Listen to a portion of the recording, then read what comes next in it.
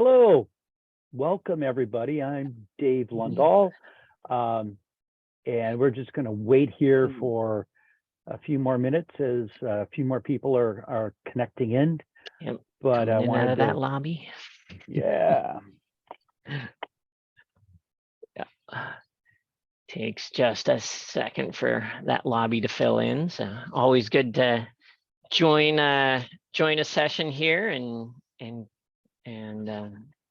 one every month here that we're doing. So it's always good. All right. Looks like most everybody's popped in off the lobby, Dave. I think we can get ourselves up and going. Super. Well, this is the second in a series of webinars about the Aspirational Compass project.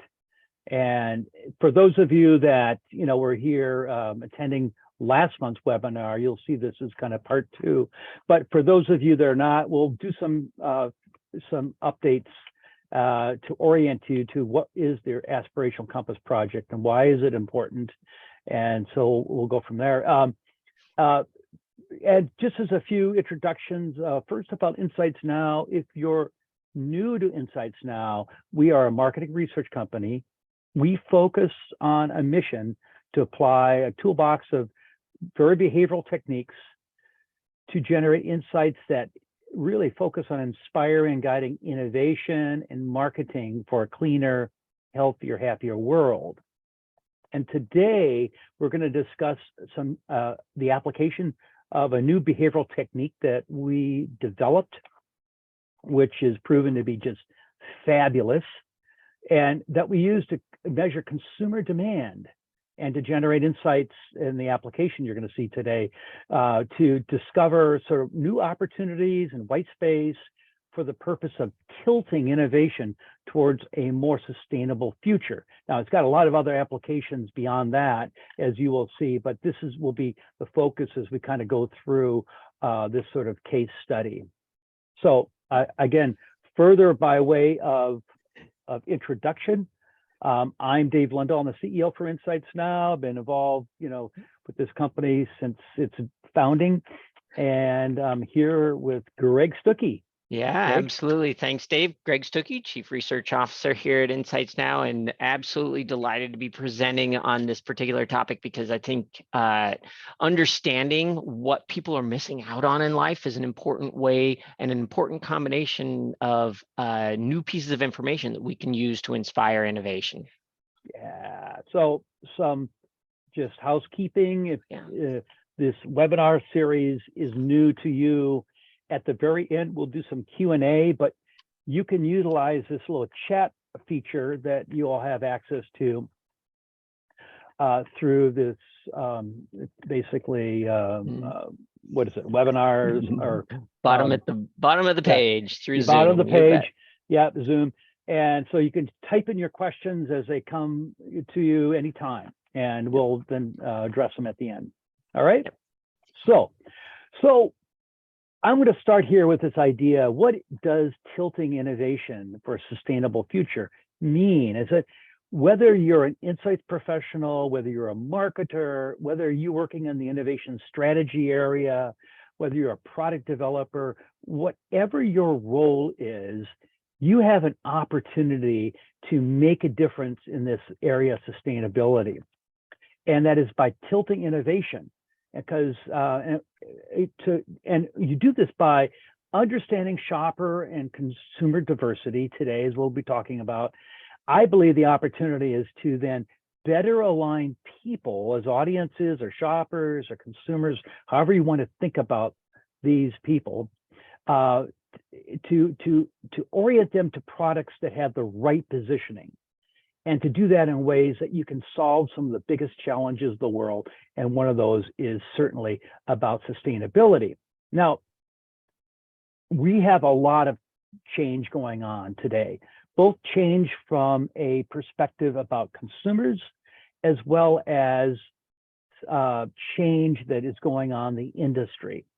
From a consumer side, there is a tremendous amount of change going on in consumer trust. And we've Greg and I and others at Insights Now have given a number of webinars on this topic, as well as topic about a lot of change in social media, how that is influencing people, and how the role of influence marketing, as well as a tremendous amount of implicit biases that people have. We all have points of view, and these points of view sort of orient us to either towards information and content that we say, yep, that's true, it fits with what I believe in, or things that do not, we tend to disconfirm that when they don't align with our basic points of view. Now, there's also a tremendous amount of change going on in what consumers' needs are, what are their choice motivations in the moments that they are involved in, because moments matter, and moments are at the core. The context really influences a lot of this. So there's a lot of change, so today, people are concerned about price, and we're seeing that in this information that we're going to be showing today. Now, all this drives demand, change in demand. And today we'll be focusing on demand through the lens of aspirations that people have, as well as what they actually do. What are their buying criteria they're using today in reality, and what are the trade-offs they make? Now, all this drives, a lot of, there's change going on the industry side. So all of you, I'm sure, that are working on the corporate side, the client side, so to speak, have ESG initiatives. I'm sure a lot of you that are working in innovation, ESG is becoming a piece of that. And so that's really important. Also, I know there's a lot of challenges going on with regard to sourcing, ingredient sourcing, materials for packaging sourcing, and so on. There is certainly the need for bottom line growth, but you have the ESG side, kind of this environmental, social governance sort of, that's a bottom line that is different from financial bottom line. And so innovation is one way in which you can achieve both bottom lines. And when innovations come out to the marketplace, it actually exposes consumers, it changes consumers, it changes their buying criteria, it changes their demand as well. So this is the change, this is the lens that was the underpinnings for what we call the Aspirational Compass Project. Really exciting, and I'm really excited to really talk about this. This is some work that came out of field in August, so it's brand new. And we presented part of the results, some of the results last month at this webinar. It involved about 2,900 shoppers, primary shoppers here in North America. And we did that so we can identify consumers' aspirations versus reality, what they do, to understand their trade-offs, so that we can understand how to create white space to fill the gaps between people's aspirations and what they're actually doing. So Greg is going to do a lot of talk about gaps. I'll be talking a lot about gaps and so on today. Now, the really cool methodology that we developed could be easily taken on any sort of screen device. We show here. And so what we did is it's 77 different types of attributes that are either aspirational or what people are actually doing. And we used actually we asked people generally, what do you do? What are your aspirations? And what are you actually doing for in your shopping decisions? And then we actually focus on 6 different moments. So Greg is going to be showcasing one of those moments today. And so we can really understand and get down to really understanding some elements of behavior. If you look at these 77 different sort of motivations, they could be bucketed into nutritional, ethical, enjoyment, convenience, clean label, safety, sustainability, restricted diets, quality, and price value. And these can be then further thought of in terms of, for instance, sustainability is all about, packaging. Sustainability is one set of motivations that we looked at, such as, recyclable, or compostable or minimal packaging. And sustainable sources is all about various types of ingredients. Is it ethical? You know, is it carbon neutral, and so on and so forth. That's an example, as well as you can delve into any of these. So we'll be talking about things that are either that are focused on more generalizations into these 10 different buckets today as we talk through things. And then so the idea is to fill these gaps, to find the gaps between aspirations and what realities that people are actually doing. In addition to that, we're really trying to focus on discovering opportunities to tilt innovation towards sustainability. You'll see a lot of our examples will be in this way. Okay, so with that, Greg, Yeah. why don't you take us through some of the data? Thanks. All right, today we're going to be showing what we call some lollipop graphs. And in this, you're going to see a couple of different data points. First of all, you're going to see the scales, percentage of people on this scale. So in this example, this is price value. We have the far right dot, which is the percentage of people who said, I aspire to buy products on that have good price, good value.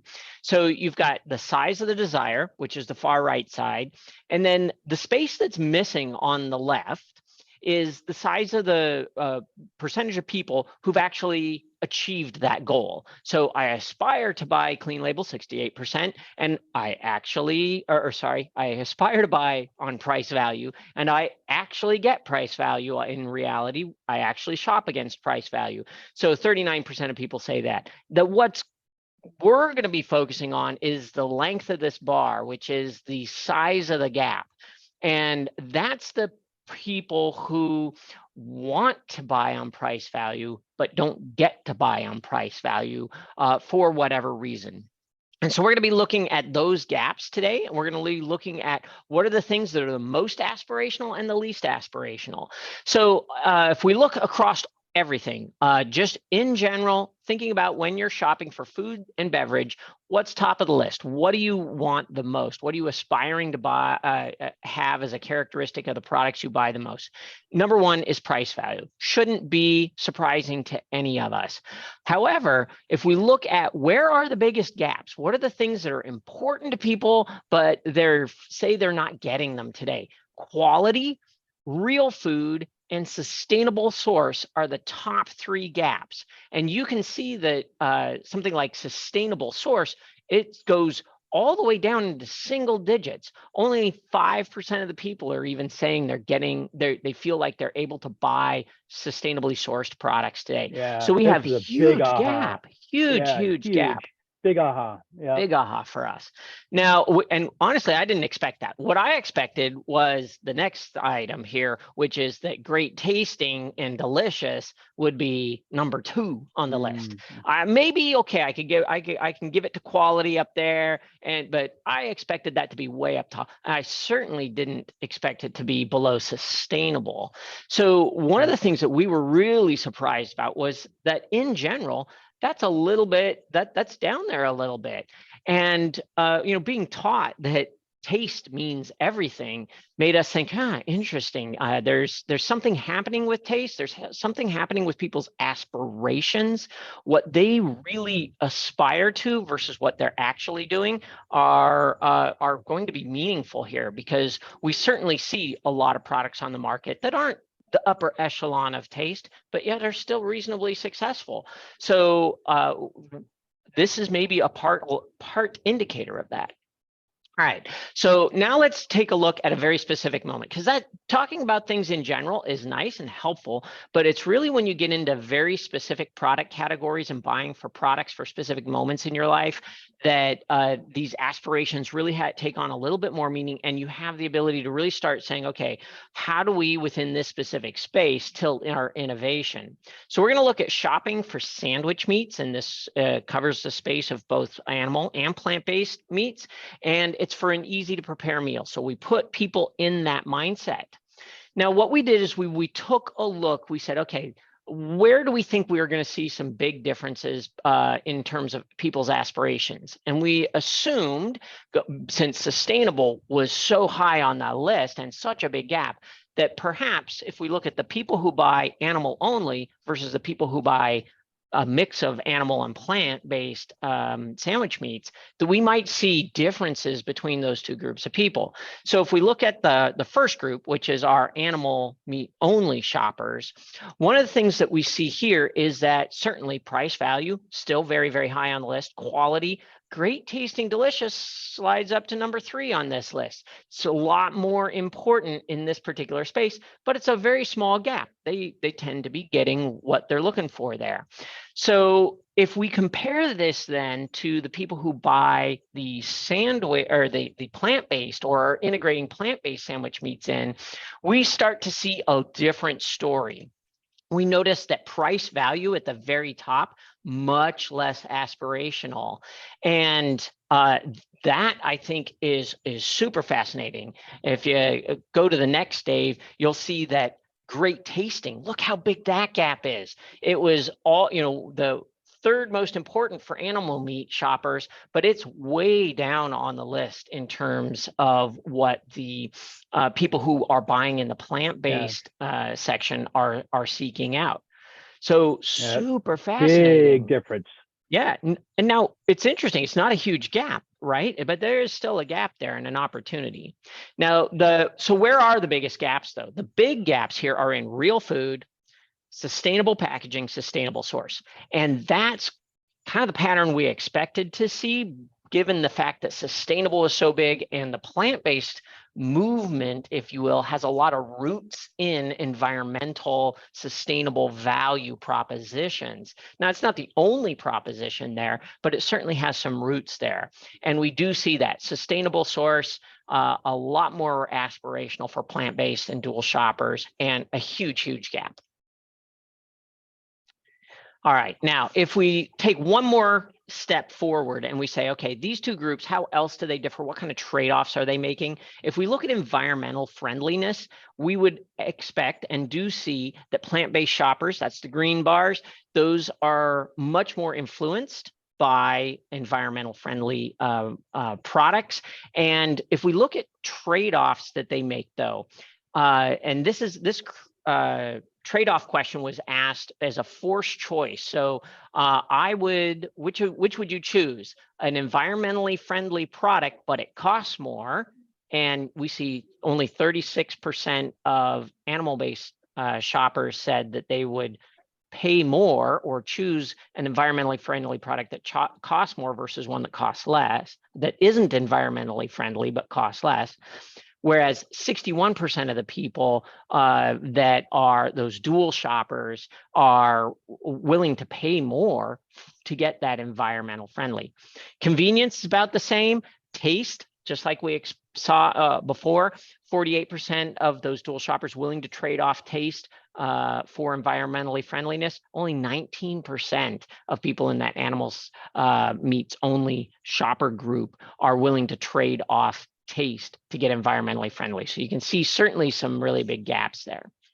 And those gaps started leading us to say, okay, well, there's a lot more going on here in terms of people, in terms of how they're organizing their life. And we need to take a deeper look at the segments and the different types of people and personas that exist in here. Right. Yeah. So what we did here is, in order to really understand, deeper, said, are there any common themes that go beyond just the moments like the sandwich meat moment, and whether people are buying plant-based or animal-based and whatever, but are there any sort of common themes that we can sort of look at, different types of personas that we can look at that can really help us understand more key, what is really going on today with regard to aspirations and these gaps.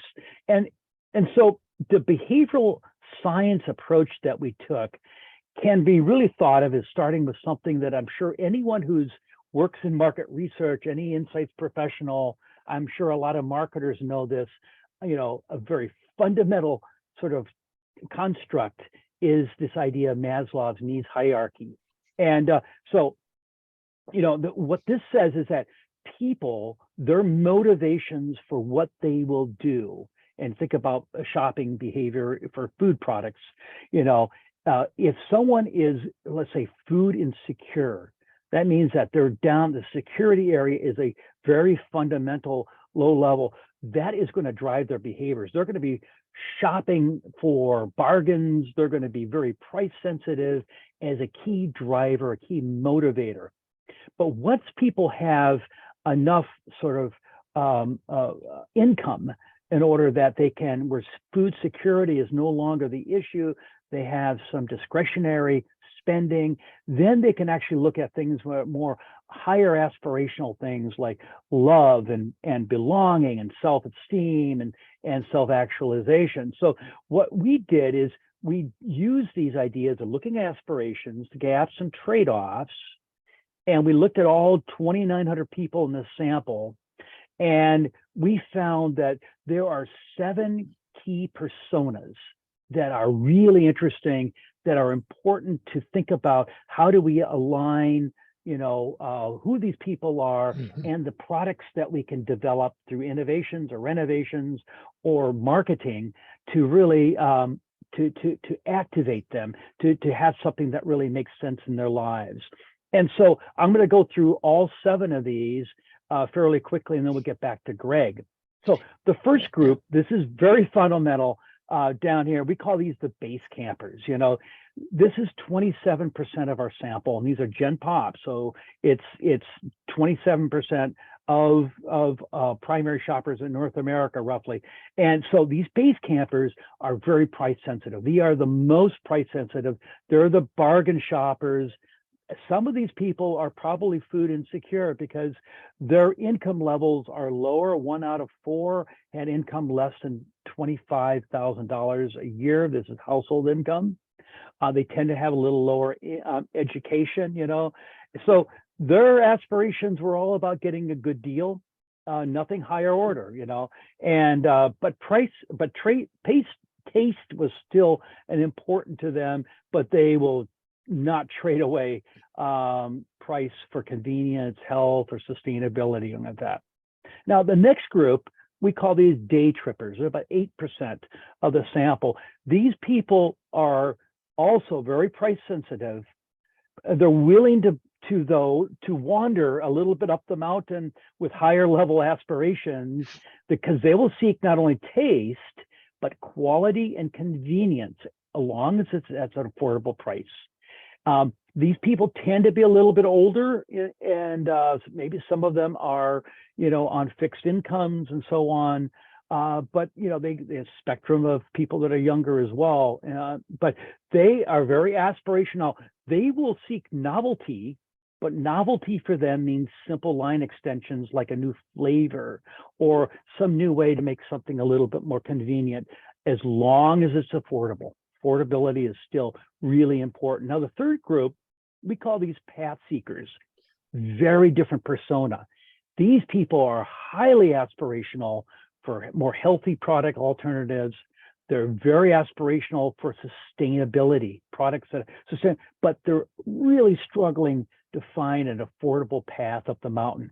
These people, as Greg was showing a little bit ago, and we'll show some more about these people, I should say, these path seekers really can't find a way up the mountain because they are very price constrained. They tend to be lower income level, very much, like your base campers. So anyway, they will trade away convenience and taste, but not for, price. The price is really, really important to them. The third group is, one more thing. These people tend to be younger, and which was a theme I'm going to bring back here in a minute when we talk about some of the other groups. Now, claim stakers, this is about 11% of the sample. These people are aspirational for claims that really align with their personal dietary lifestyles. These people will buy products if it's free from, low sugar, low fat, low carbohydrates, claims that are on the nutritional facts on the back panel, as well as things that are more overtly on the front panel of a packaging, So it's these people will avoid products that do not taste good, but they're not going to trade away things. They have more discretionary income, so they will pay more money for things that are more aligned with their personal dietary lifestyle. Now, if you're going to market a more tilt innovation towards this group, you can't overtly say this is sustainability. It's not going to matter to them. You need to take a more sustainable product and market it as something that is addressing their personal dietary lifestyles, such as free from or low sugar, low fat, and so on. And so the next group is going further up. These also are very aspirational people. These people actually look a lot like, from demographics, like the people that are, I've talked about the ones that are seeking a way up the mountain, but they are trend followers. They're aspirational, but they have very, very simple heuristics and how they purchase products. The thing that really popped for them more than anything as a decision criteria is this idea of real food and whatever that is. And so these people buy a lot of plant-based products, but you ask them why, is it, well, it's real food, this is also, about 61% were male shoppers. They tended to have younger, under the age of 35, with children in the household, but they had higher discretionary income, so willing to spend. Now, the sixth group is committed trekkers. Now, these are about 8% of the sample. For those of you that have been on other webinars, we've talked a lot about in the past clean label enthusiasts. These are your core clean label enthusiasts. These people really seek to have a clean eating lifestyle. They are highly motivated by the ingredient statement in the back. 89%, if it's a new product, they will be reading the ingredient statement to make a decision whether they're going to buy this. 75% claim some specific eating or dietary lifestyle. 96% list real food as an aspiration. 92%, use buying, real food as a criteria. So this is really interesting group, but very highly aspirational. But it's a very simple type of, it's very focused on, I should say, on this idea of clean eating and clean label. The last group, these are our pioneers. These are aspiring, highly aspirational. They're sustainability first shoppers. They're willing to pay more. They will trade away taste even and convenience for sustainability. Really interesting group. 15% of the sample are people that fit into this bucket. 70% will claim some sort of eating or dietary lifestyle. So this is a lifestyle for them. And they will buy a lot of plant-based products. And so their heuristics are a lot more complex. And so now, if you're going to target these groups for tilting innovation, it's a no-brainer. Sustainability first, claims, and they will buy. If you are a committed trekker, if you're a sustainable product, it's not going to be about sustainability for them. You need to be positioning those products as something that is clean label.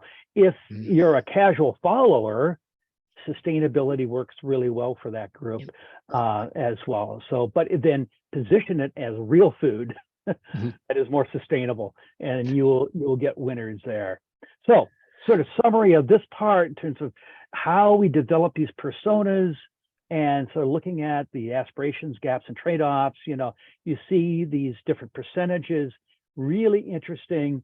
So if you're going to create a sustainable product, who do you target? How would you orient these products? And as I say, pioneers, your casual followers, and your path seekers are the ones that will really buy along sustainability. But if you're going to try to embrace path seekers, you need to have the price down towards the same price as other non-plant-based products. So the plant-based alternatives versus meat, have those analogs need to be priced accordingly, which is, not what we're saying is what Greg is going to show here in a minute.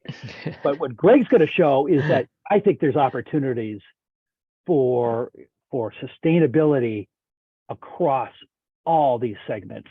And so Greg, take her away. Yeah, absolutely. Yeah, I think this was now super exciting. So we're going to go back to the sandwich meat purchasing scenario here. And now, we looked at plant, the people who buy animal only, people who buy plant within their diet. And so one of the first things we wanted to know was, well, okay, across those 7 different persona groups, how does that break out? And so when we took a look at that, we were actually kind of surprised at how this laid out. I'll go to the next slide there, Dave. We've got the pioneers and the committed trekkers and the casual followers all have high percentages of their groups who are buying in that the plant-based space for sandwich meats. Now, if you remember, Dave said that the pioneers, the casual followers, and the path seekers were the ones that were by far and above the highest on sustainability, and you could just call out sustainability, and that's what they were excited about. But the path seekers are not buying plant-based sandwich meats. They're only 8% in this particular group. So why such a low level? Another thing that you can see there very, very quickly, was that it's the bottom 3 groups, right? The path seekers, the day trippers, and the base campers. None of those people are very little purchasing of the sustainability of the plant-based products within that space. All right, so let's take a look at the data overall. Let's look at one particular group. Let's look more at the path seekers.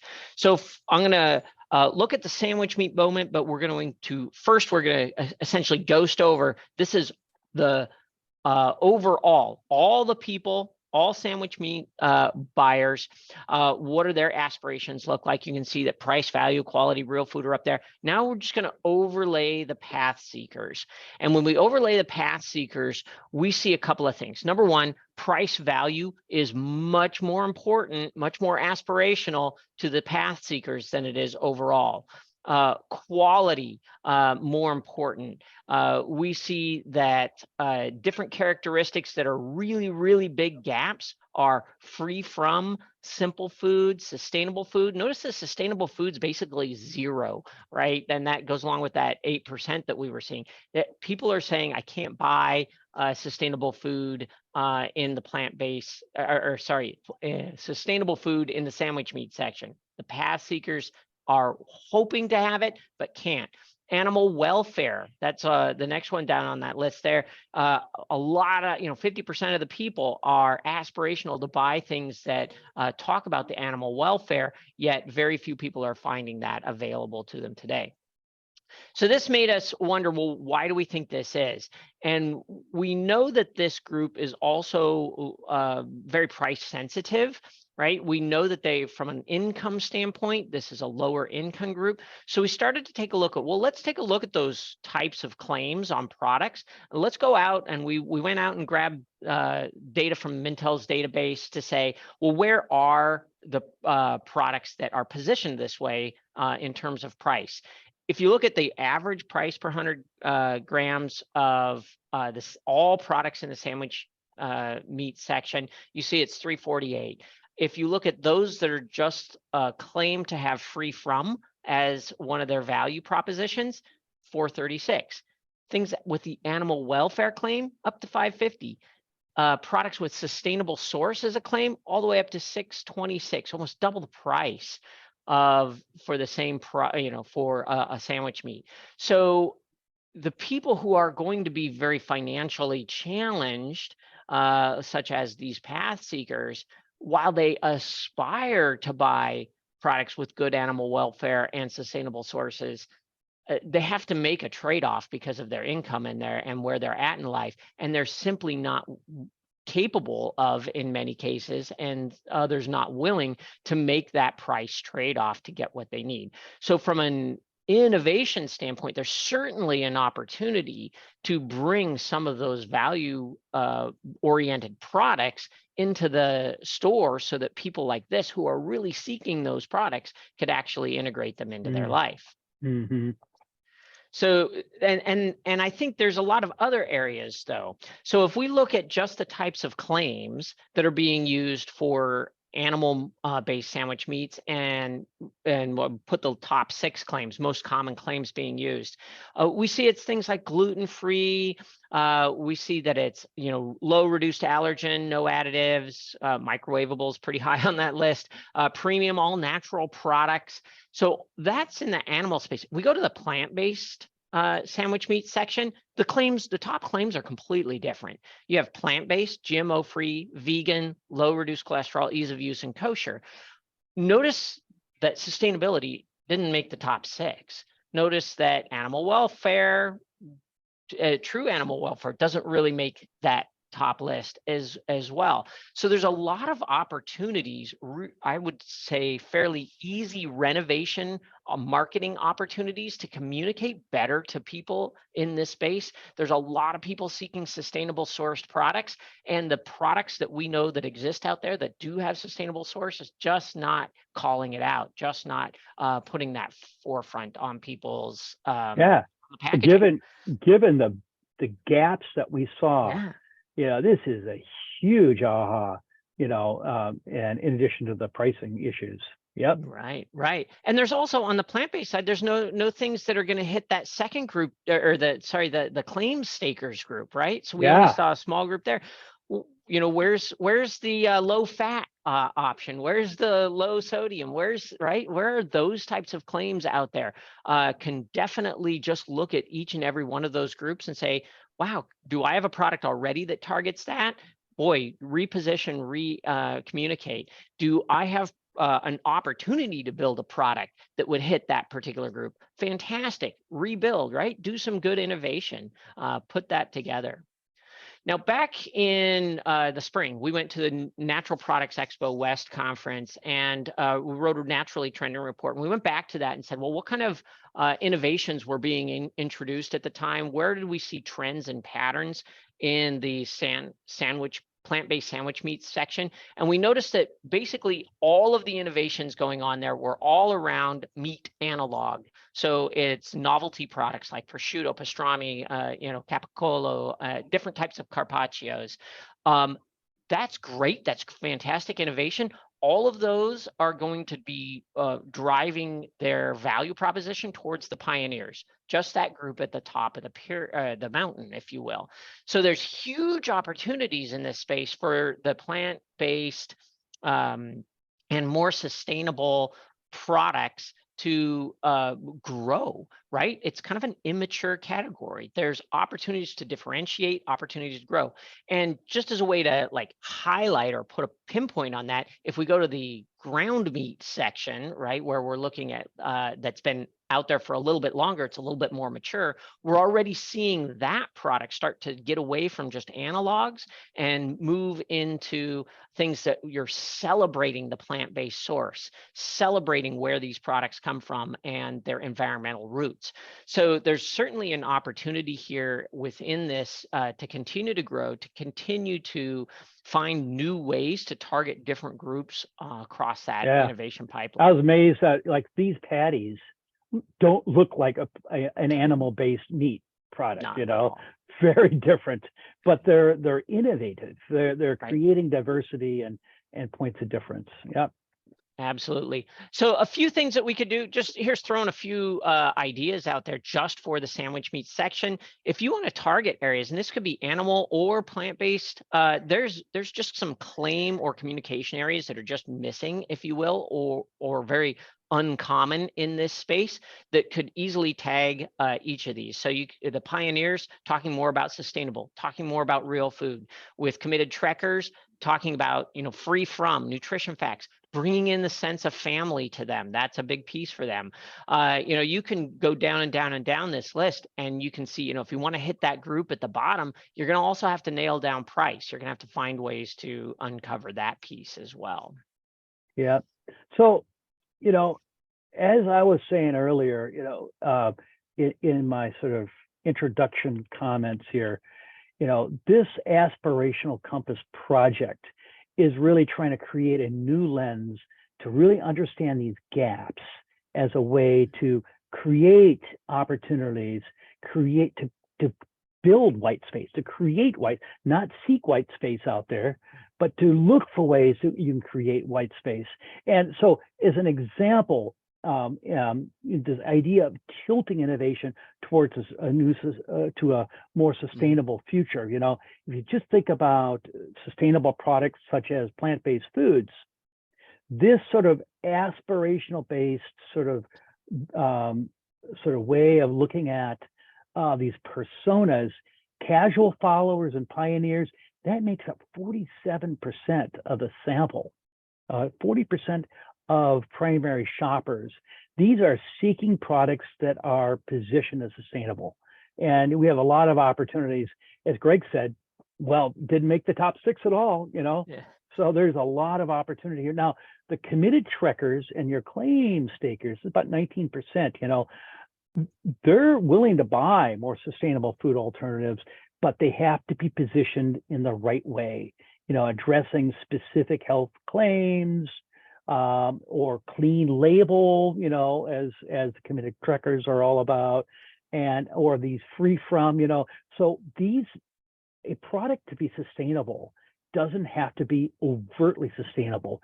It can have these other qualities that align with greater reach in the marketplace. Now, if you want to get to path seekers, these people will buy things sustainable if you could actually find ways through your innovation, tilting innovation towards lower cost alternatives.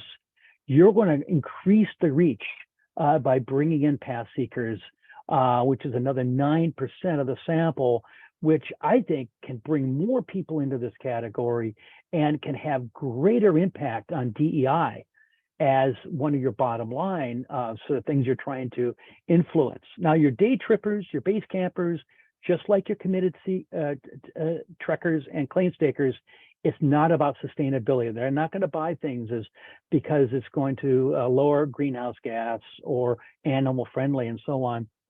But if you can still take these products that are more sustainable, drop the price so they're affordable, but position them as something that's great tasting, things that are more convenient, you're going to be able to achieve, much broader reach for the products that you can design and bring to market that are positioned in these ways.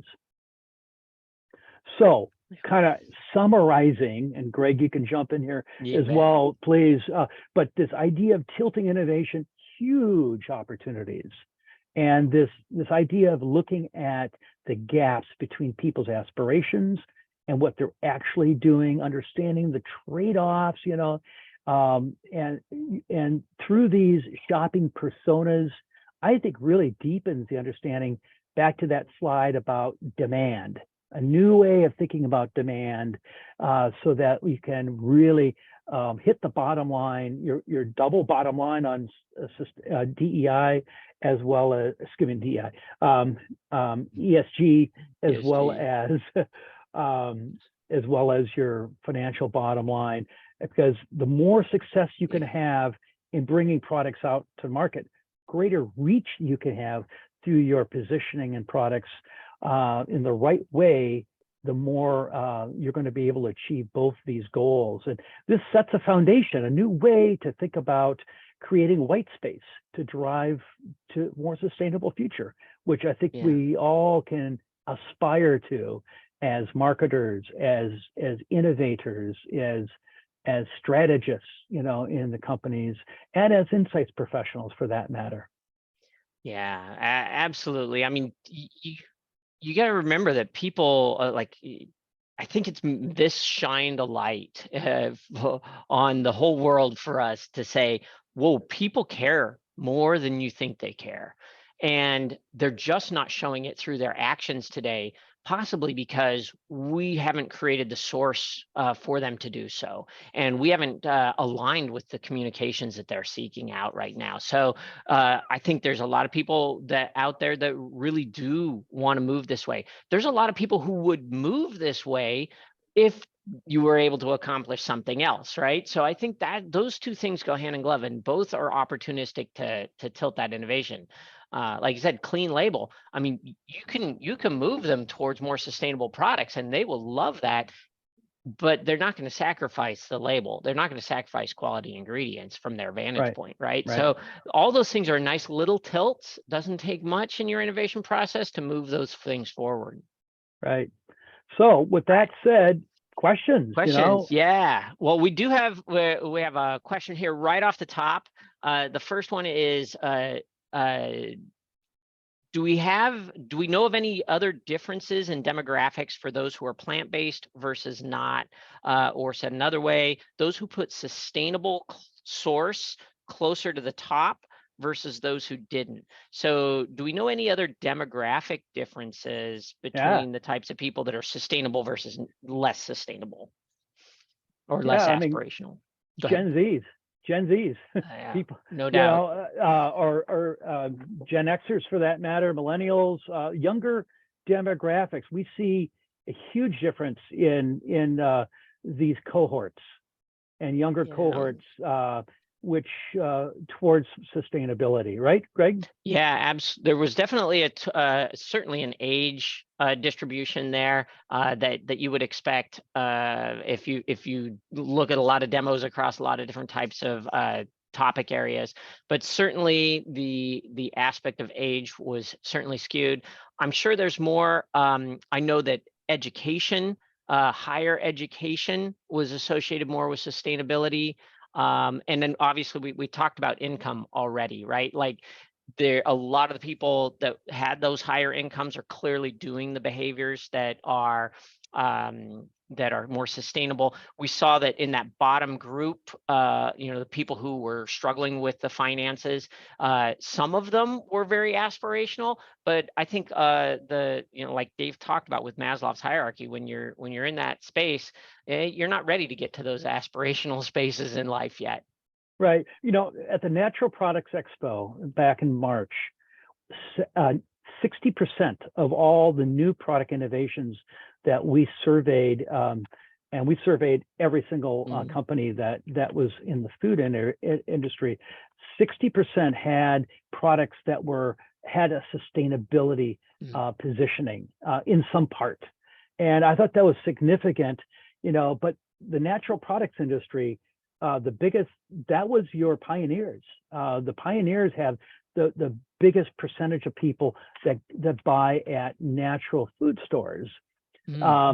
So it's not as fully mainstream, but if you look at the other sort of areas, and especially you'll see that there's huge opportunities for sustainable products. That is a great question. Yeah. Okay. Next question. Next question is connecting in with the real and clean claim. So do we know anything about animal versus plant and the perception of what real or clean means when they see those terms within that context?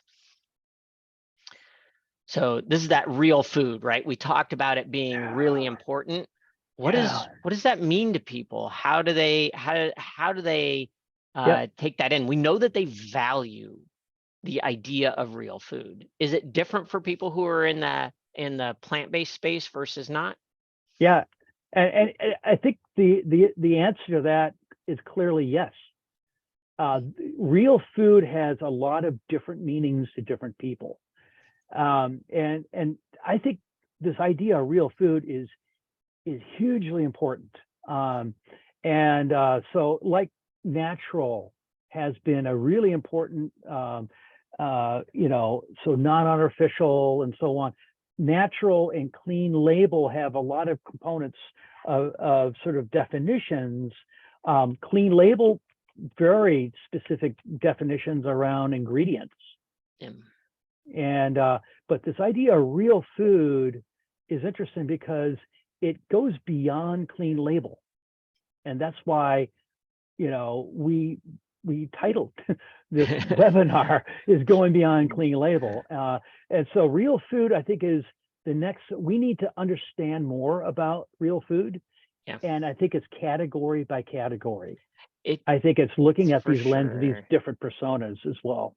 Yeah, it's for sure. And we have only a little bit of information going on right now in terms of understanding that. So for instance, one of the things we know that people push on real heavily, especially in the clean label enthusiast space from research in the past, is that if it's viewed as highly processed, so if it has those cues that makes your brain say, a machine made that, then you're cueing off that it's not, quote, real. And you see that even filtering into things like vegetables, right? It's fresh vegetable, but it's cut clearly by a machine to make into a certain shape or anything. Suddenly it's not as real as or authentic, et cetera, so forth. So we do know that the idea of high level of processing is a concern for people, but it's more about the sensory cues that make them believe it's been processed by a machine versus whether it actually has scientifically or not.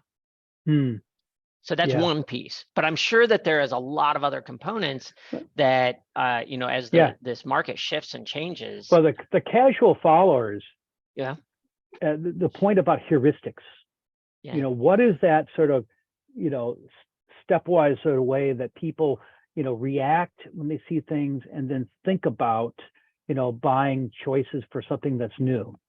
And that group, the thing that popped was this idea of a very simple heuristic is real food. So if someone has a fuzzy construct that is based on some sort of marketing or other information that they've had as a point of view, is one thing.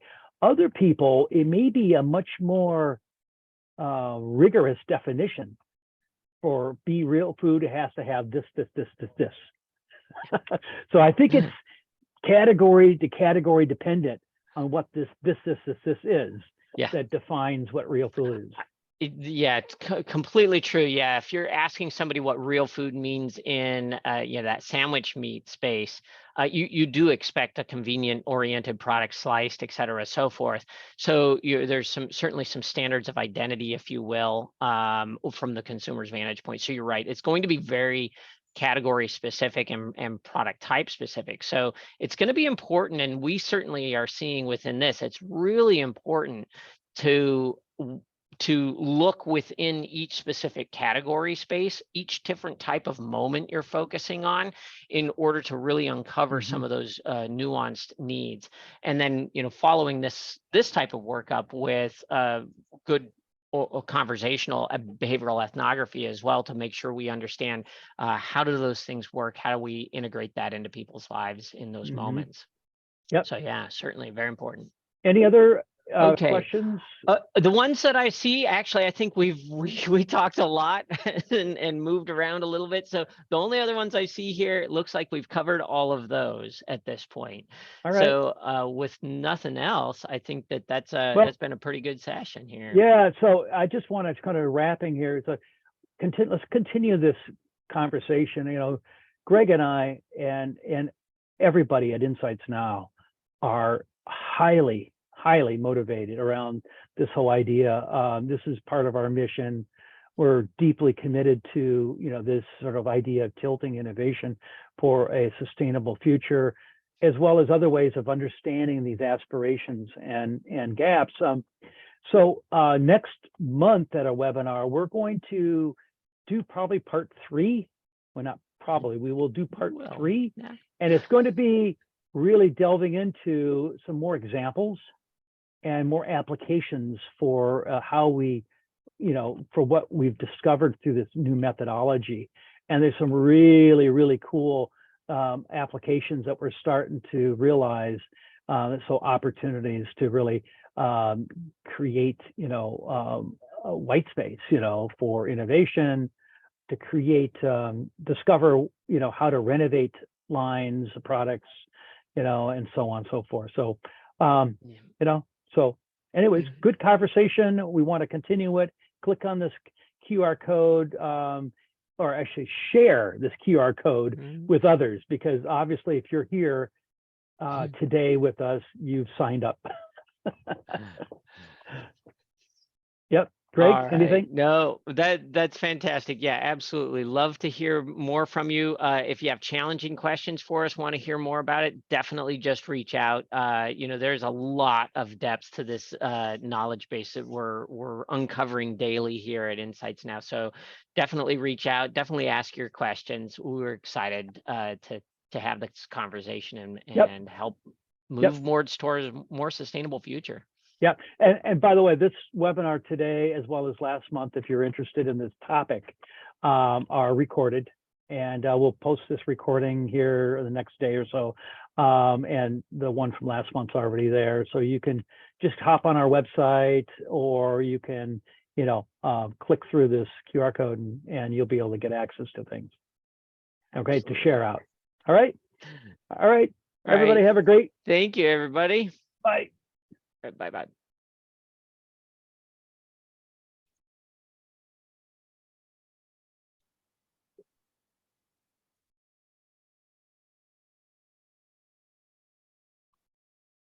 All right. I stopped sharing. Talk to you later. Thanks, All right. Shelley. Greg.